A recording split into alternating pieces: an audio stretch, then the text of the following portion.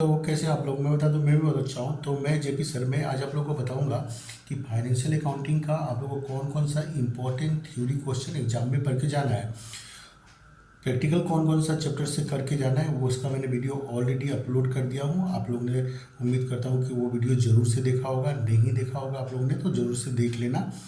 और अगर आप लोग मेरे चैनल पे अगर नए हैं तो चैनल को जरूर से सब्सक्राइब कर लेना, क्योंकि आप लोग को ये जो चैनल है ये आप लोग को बीकॉम 6 सेम तक आप लोग को हेल्प करने वाला है। मैं एवरी सेमेस्टर में इम्पोर्टेंट क्वेश्चन मतलब यहाँ पे मैं देते रहता हूँ।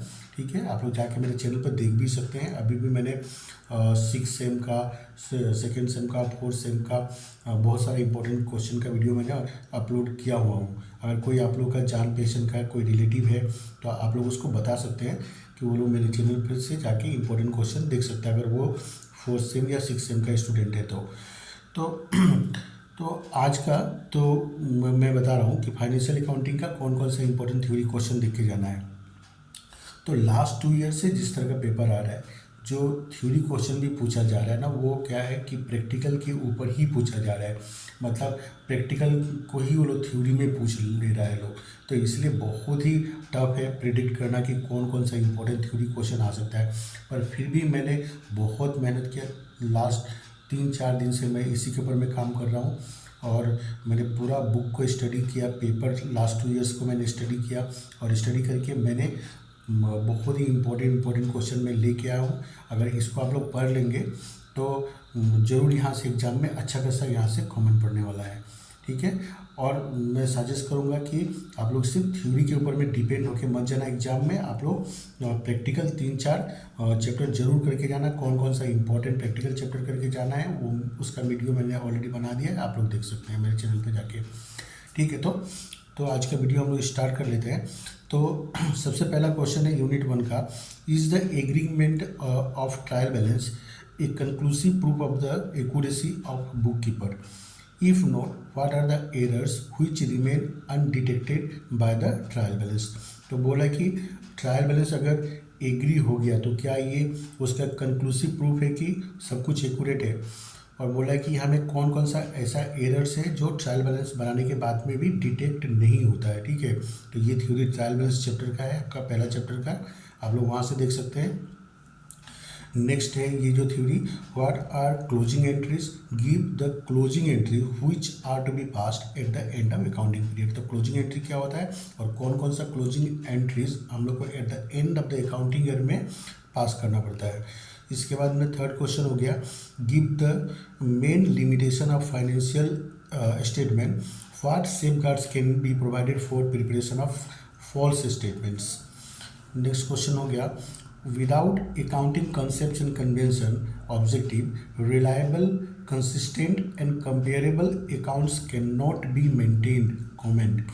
उसके बाद में है, what are the fundamental assumptions, what are these different from accounting policies। उसके बाद में क्वेश्चन नंबर 6 हो गया, discuss the need for convergence of accounting standard with global accounting standard. तो ये 6 इंपॉर्टेंट क्वेश्चन है आप लोग का यूनिट 1 का। ठीक है, अब हम लोग बात करते हैं यूनिट 2 का। तो यूनिट 2 से आप लोग को कौन कौन से इंपॉर्टेंट क्वेश्चन देख के जाना है। तो क्वेश्चन नंबर 1 हो गया, distinguish between revaluation account and memorandum revaluation account. ये आपका एडमिशन चैप्टर का क्वेश्चन है।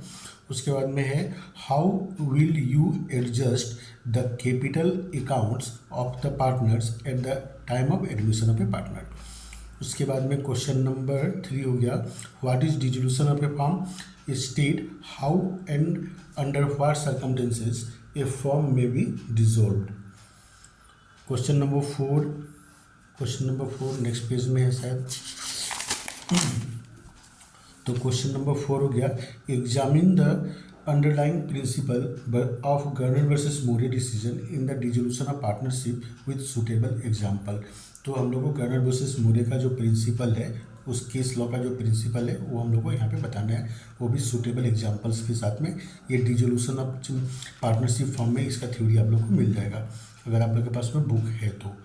क्वेश्चन नंबर 5 देखते हैं क्या है, what do you understand by single entry, what are its disadvantages, how does it differ from double entry system। Next question number 6 हो गया, single entry system of book keeping is an unscientific, incomplete and defective system, explain this statement.